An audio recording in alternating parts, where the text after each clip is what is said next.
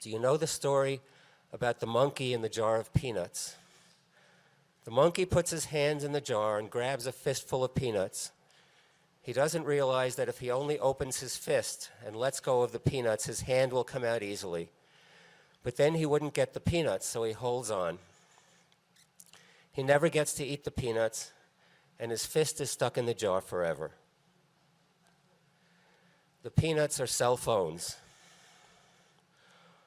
Most people on this planet have a jar of peanuts with their fist in the jar, and they won't let go. If they think about it at all, they want the cell towers to go away. They don't want 5G. They don't want 20,000 satellites in the sky. They don't want to be irradiated, but they won't take their hand out of that jar.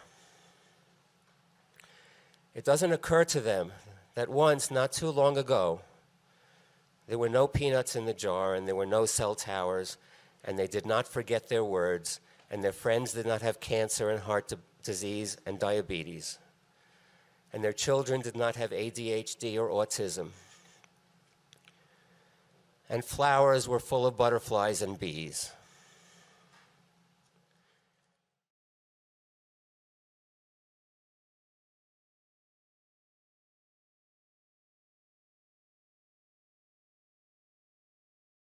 If you hold a cell phone in your hand against your head, your brain is getting 100,000 times more radiation from the cell phone than it probably gets from the nearest cell tower. If you put the cell tower on a table 3 feet away, you're only getting 10 times more radiation from the cell phone than you're getting from the cell tower. In order for you to own a cell phone, that tower has to be there. In order for you to make a cell phone call, that tower has to open up a dedicated channel just for you, and it has to irradiate the entire countryside just so you can make that call and irradiate not only your own brain, but everyone around you. Those of you who own cell phones, do you ever wonder when you're on your phone who you are irradiating, who you are torturing? In order for you to answer a call on your phone, that cell tower has to open up a dedicated channel just for you and irradiate the countryside and all the people and birds and animals and trees and insects just so you can answer that call. And if you want to be able to use your cell phone in emergencies and remote locations, there have to be cell towers absolutely everywhere. And if you want to be able to connect to the internet with your cell phone, and everybody in the world wants to connect to the internet with their cell phone, the existing towers don't have enough capacity, so they have to build more of them. The more devices there are on the internet, the more towers.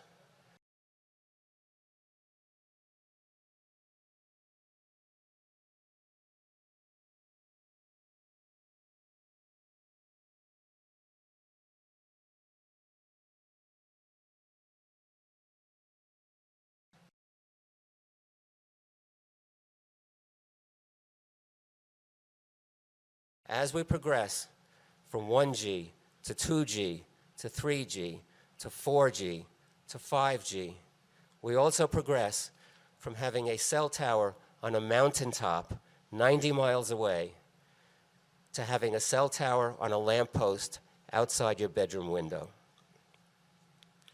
1G is what we had in the 1980s and until 1996. The phones were large.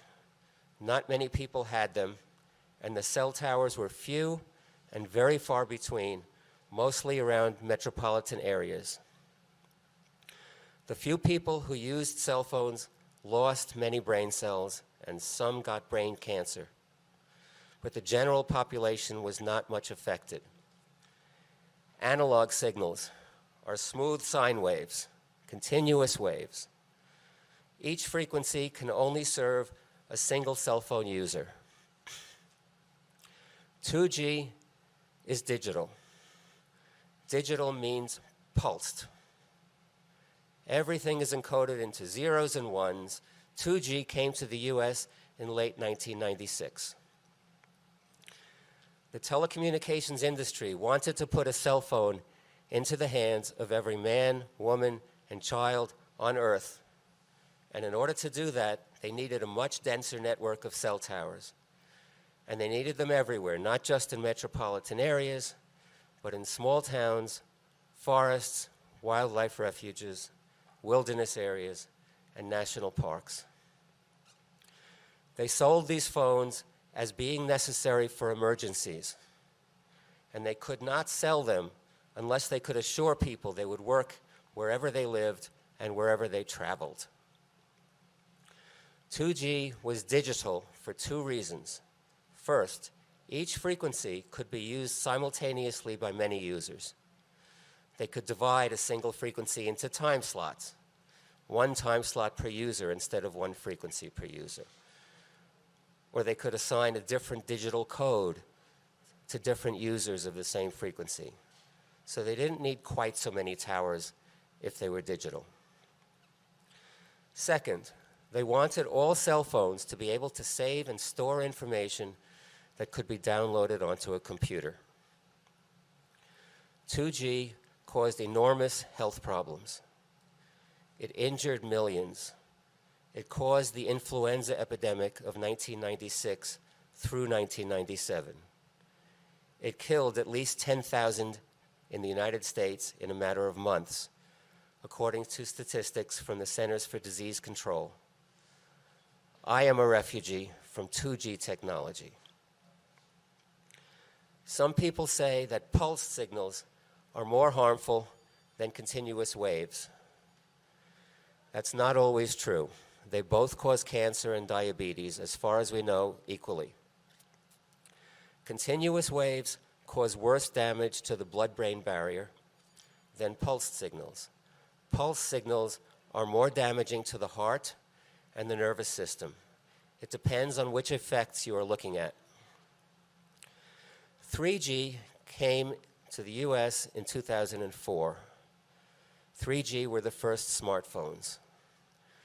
Now you could send text messages and you could get onto the internet with your phone. Cell phones were now little computers. 3G needed a lot more towers. 4G added still more capabilities. It was much faster. You could stream video on your phone.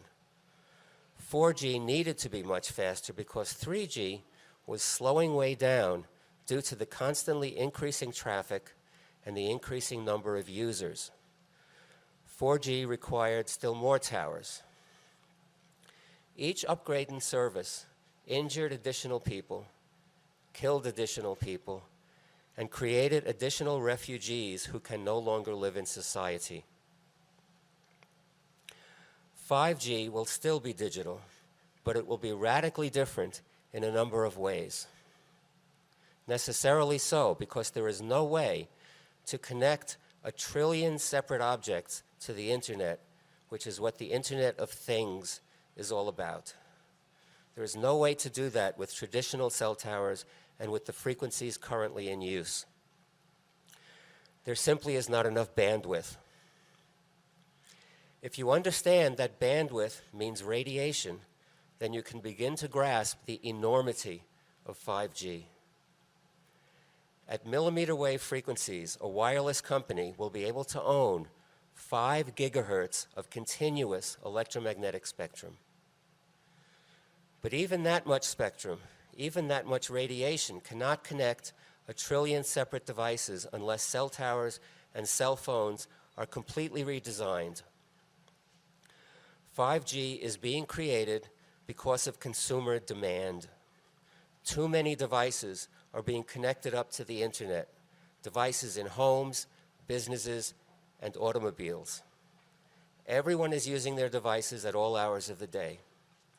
4G is slowing way down, and the wireless industry is projecting into the future and building a robust network that will accommodate 100 billion devices, or even 1 trillion devices, all operating simultaneously. The new network will use something called phased arrays. That means your cell phone will have within it an array of dozens of antennas, all working together to shoot a powerful laser-like beam at the nearest cell tower. And instead of having 3, 6, or 9 antennas broadcasting in all directions, the cell tower will have an array of hundreds or thousands of millimeter-sized antennas, all working together to shoot multiple individual laser-like beams at you and everyone else who is holding a cell phone, and the beams, which will have an effective radiated power of up to 100,000 watts or more, will track you wherever you go. Needless to say, birds that get in the way of these beams will be in trouble. So will insects, which are millimeter-sized creatures that will resonate and selectively absorb the millimeter frequencies that will be used for 5G.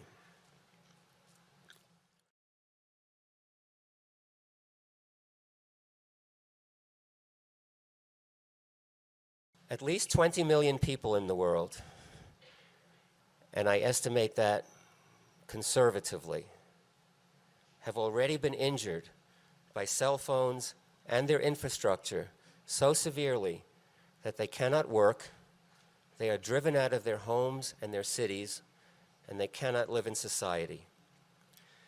They are environmental refugees, and they are in every country.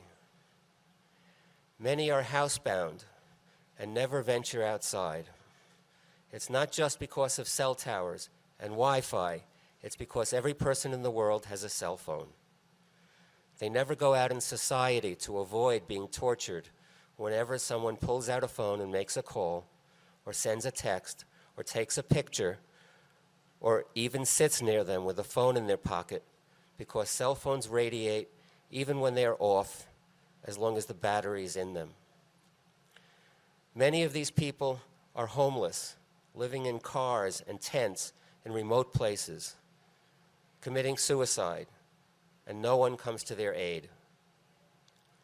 Many are your friends and neighbors, your doctors, your children's teachers. Many more are your former friends and neighbors, your former doctors, your children's former teachers, perhaps your ex-spouse, your mother or father, or son or daughter or cousin.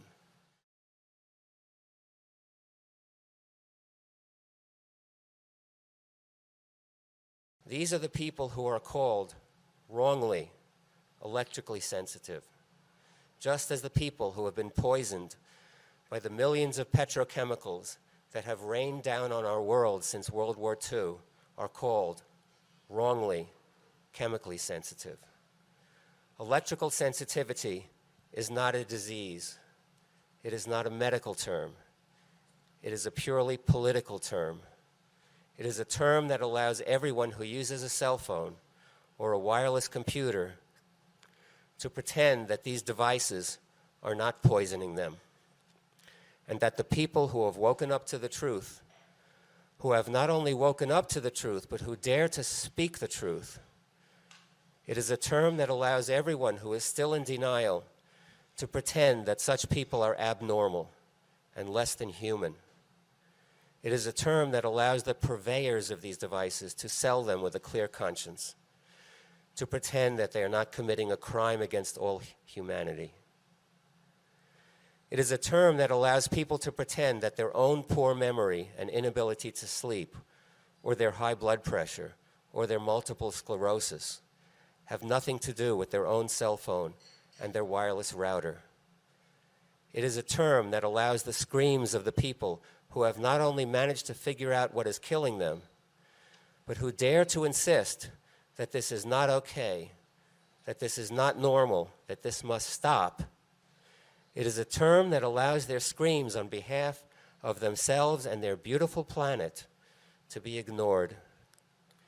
It is a term that allows everyone who has opened up their eyes to what is actually happening to be treated as though they are still blind instead of being listened to.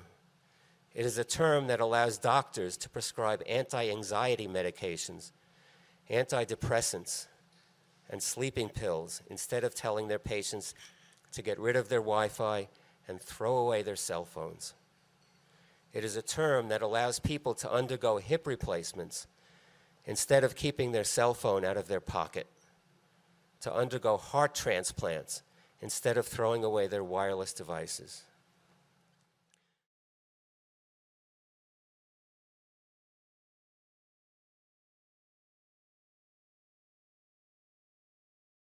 Because of cell phones, the worst humanitarian crisis on the planet is occurring right now and for the past 20 years in the Democratic Republic of Congo. There is a rare earth mineral in your cell phone called tantalum that is extracted from an ore called coltan. The vast majority of the world's coltan is located in eastern Congo. A lot of that coltan is being mined by hand by child slaves in the Ituri province of the Congo, where the rainforest is being cleared. The eastern lowland gorilla, which is the world's largest gorilla subspecies, is being driven to extinction. Ethnic cleansing is wiping out all the villages of that province. The Mbuti pygmies, who used to inhabit the Ituri rainforest that used to exist, are being slaughtered. We are Mbuti, children of the forest. We say, Indura ni boku, the forest is everything. We were created in the forest, and the forest is where the spirits of our ancestors still live. The forest gives us all that we need. We collect branches and leaves to build our huts. We take tree bark and pound it into cloth. Dye from plants and flowers is used to decorate cloth and our bodies. All of our food comes from the forest. We go to the forest and collect nuts, fruits, plants for traditional medicine, honey, and meat.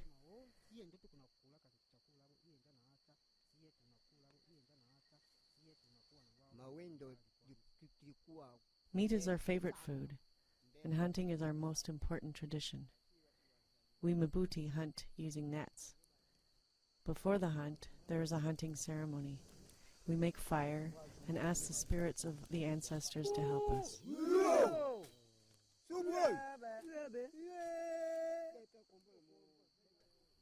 Everyone is important in the hunt.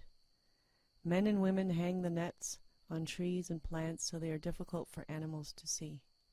Then the women and children go into the forest and drive the game towards the nets with sound.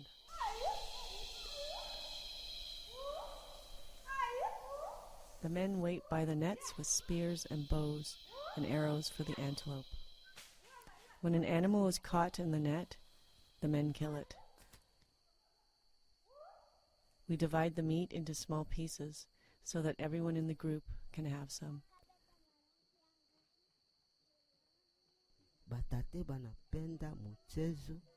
We give thanks to our ancestors. Our ancestors told us, never forget the music. And so we play the music, sing, and dance every day so that our ancestors can hear us. When a new baby is born, the mother and child are welcomed to the group with a special dance.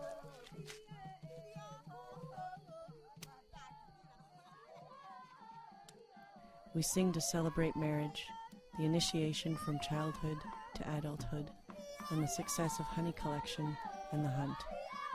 We also sing just to show our happiness.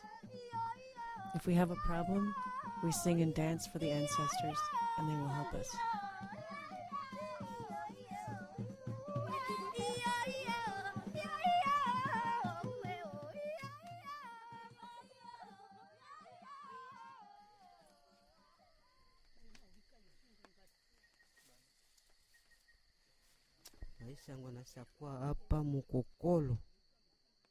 Now, things are different.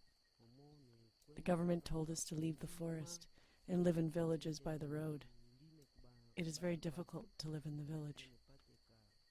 We need things like soap, oil, and clothing, but we have no money. For little money, we may work in the fields of the farmers or trade things we get from the forest, like meat. Some Mbuti hunt too much, so they can sell bushmeat to outsiders. It is now difficult for us to catch many antelopes here. In the village, we worry that our children will lose their traditions. We advise them to never forget the culture of their ancestors in the forest. We show them the traditional ways and give them the traditional foods to eat. We teach them to hunt, and even the young ones join us to help chase the antelopes into our nets. We want to tell the world that we need help to protect our future. Without the forest, we are not Mabuti. We cannot live.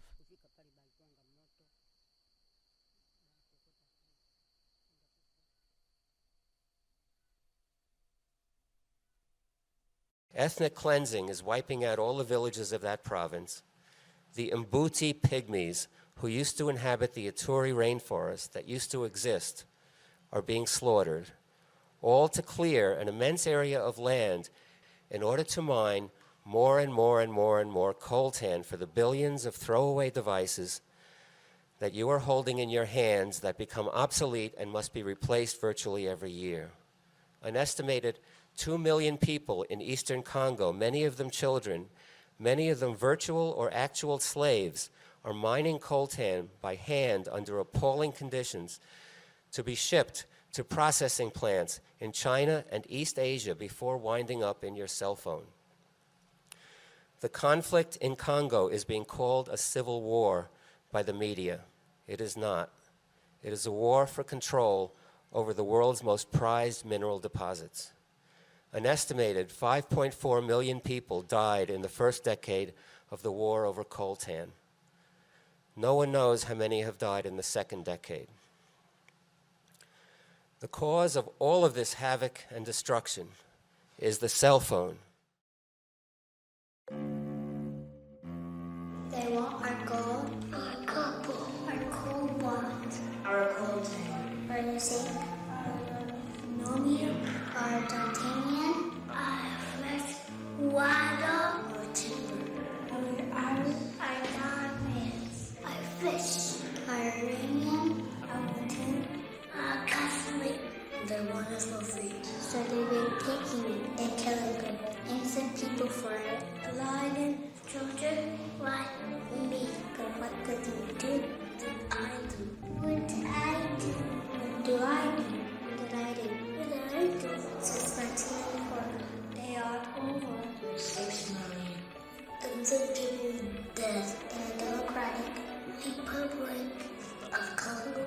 Because of them, it's time to find out who they are.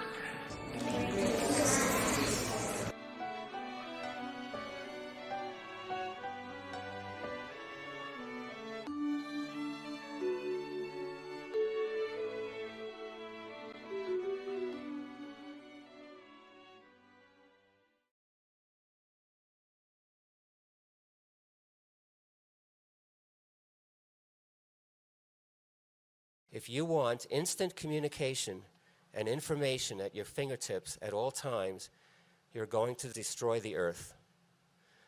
As soon as you buy a cell phone and register it with a service provider, that provider is required by law to put up enough towers to serve you wherever you live and wherever you travel. The more often you go on the internet and the more devices you own that go on the internet, the more towers your service provider has to erect until it eventually runs out of spectrum and has to go to the FCC and ask for more spectrum in order to serve you. And as soon as the FCC auctions off new spectrum, the companies that buy the new spectrum are required by law to put up enough towers and antennas to make use of it. And that is where we are today. The FCC plans to auction off millimeter wave spectrum on November 14th, 2018. And in order to make use of that millimeter wave spectrum, your service provider will have to put up antennas on a pole outside your bedroom window.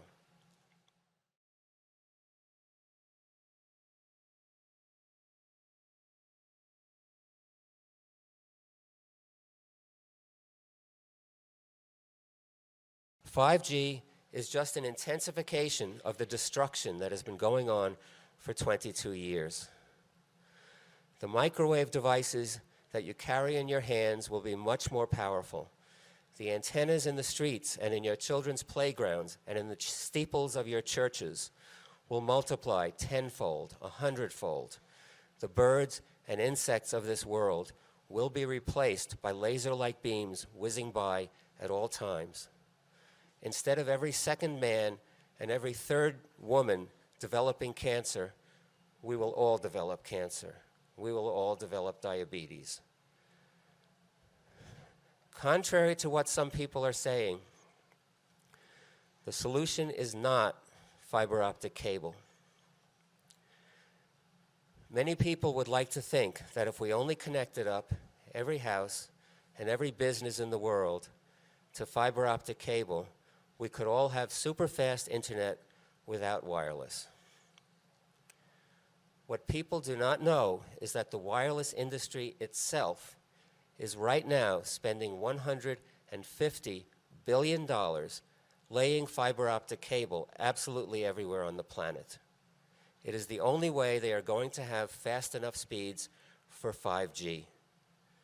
They have to shoot lasers all over the planet through fiber optic cable in order to shoot laser-like beams all over the planet through the air. Once high-speed fiber optic trunks are laid everywhere, they're going to stick millions of antennas into that cable and broadcast 5G. They want to tear out all existing copper wire, all existing coaxial cable, and all the old lower-speed fiber optic cable and replace it all with super high-speed fiber optic trunks that they can stick antennas into. If you advocate for high-speed fiber, you're advocating for 5G.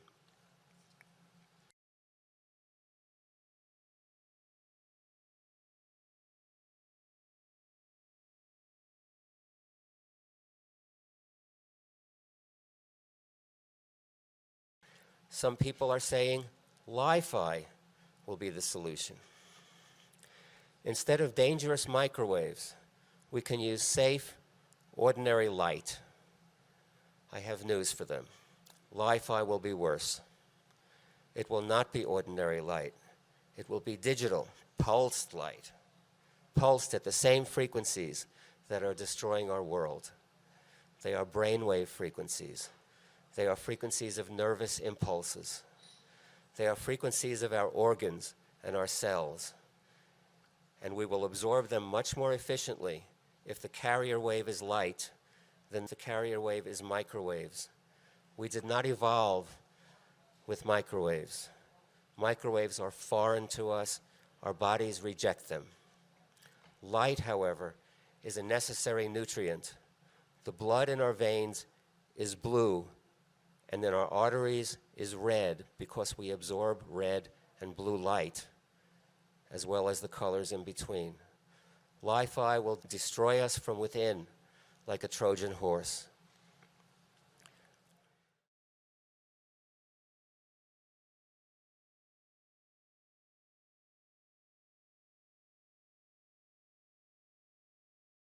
So far, I have only been talking about what's happening on the ground. The Third Generation Partnership Project, released, that's a worldwide organization that sets the standard for all wireless technology. It released technical specifications for 5G in June 2018. They include not only specifications for 5G on the ground, but specifications for 5G satellites in space. And the fleets of 5G satellites will be enormous. The FCC and the International Telecommunication Union have already approved some of these projects. A company called Worldview is preparing to launch a fleet of 4,540 satellites into low and medium orbit around the Earth in order to provide high-speed, low-latency internet to every square inch of the planet. The partners and investors and customers of this project already include Airbus, Amazon, Virgin Galactic, Qualcomm, Hughes Network Systems, Intelsat of Luxembourg, Marker LLC of Israel, Grupo Salinas of Mexico, SoftBank of Japan, Bharti Enterprises of India, Coca-Cola, and Honeywell. Elon Musk's company, SpaceX, is preparing to launch 12,000 satellites into low orbit to do the same thing. Each satellite will have thousands of millimeter-sized antennas on board, all arranged in a phased array, all working together to focus narrow beams of energy at the ground all over the planet. Each beam from each satellite will have an effective radiated power of up to 5 million watts. Boeing already has permission to launch 2,956 such satellites into low orbit.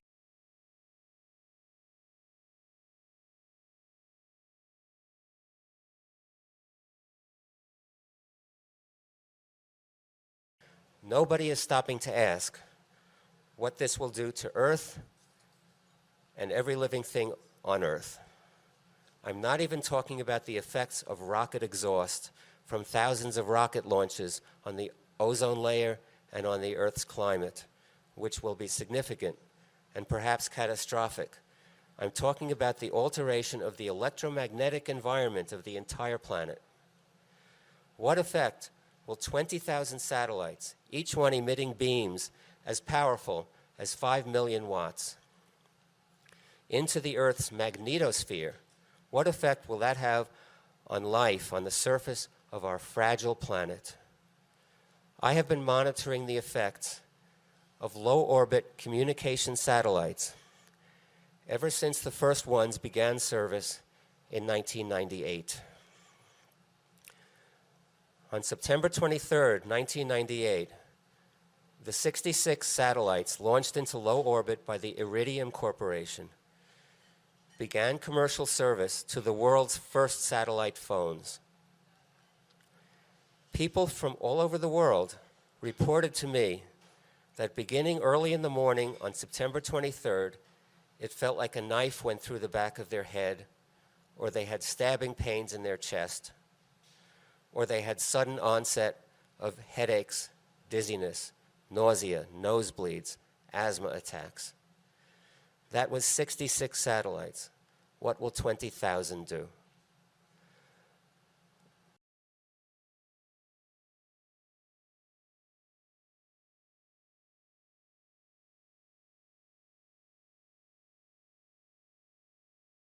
Electromagnetic energy is invisible, so people ignore it. But it is all around us, and in us, and through us, and it is the basis of life. The atmospheric electric field, the electric field in which we all live and work and function, has an average value of 130 volts per meter. There is a small but constant electric current coming down from the sky into the earth at all times that flows through every living thing. That electric current enters the top of every tree, flows down through the sap and into the earth through the roots. That electric current enters the tops of our heads, flows down through our acupuncture meridians, and into the earth through the soles of our feet. It is what gives us life, maintains our health, and regulates our biological rhythms. That current is part of the global electrical circuit that atmospheric physicists study. The electric current courses through the ionosphere above us, flows gently down through the atmosphere to the earth in fair weather, courses through the earth beneath our feet, and flows violently back up to the sky during thunderstorms. We pollute the global electrical circuit at our peril. Nobody is stopping to ask what 20,000 satellites located directly in the ionosphere, each one emitting digital pulsed millimeter wave radiation of up to 5 million watts. Nobody is stopping to ask what that will do to every living thing below.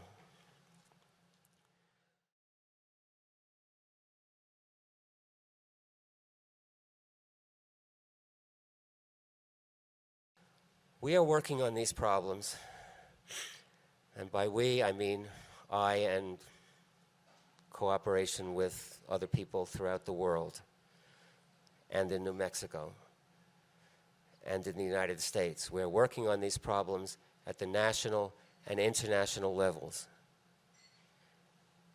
Here in New Mexico, we are going to file a lawsuit in Santa Fe shortly, asking a judge to declare that any law passed by city, state, or federal government that deprives injured people of any remedy for their injuries, we're going to ask the court to declare such laws unconstitutional. That includes, specifically, an ordinance that was passed by the Santa Fe City Council 1 year ago, which says that antennas in the public rights-of-way within the city of Santa Fe are no longer subject to land use review. A law that was signed by Governor Martinez in March and is scheduled to go into effect on September 1st, which says that antennas in the public rights-of-way anywhere in New Mexico are no longer subject to land use review. And we're going to challenge Section 704 of the Telecommunications Act of 1996, which for the past 22 years has deprived injured people of any right to protest cell towers on the basis of health or to collect any damages if they are injured. This lawsuit has the potential for setting a nationwide precedent in a short amount of time, provided we raise enough money to pay for experts and lawyers. Please contact me afterwards, or call me, or email me if you want to help. We have a lawyer who gets how huge this lawsuit is, who is drafting the complaint right now, and who wants to file it by the end of August. An international appeal to stop 5G on Earth and in space has been drafted and will be released hopefully this week. I have been helping with that effort. Our goal is to get thousands of signatures of scientists, doctors, and environmental organizations all over the world, and to formally present the appeal in many languages to the governments of all nations by the end of September 2018. Also contact me afterwards, or call me, or email me later if you want to help with that project. My phone number and email address are on the handouts that I will give you.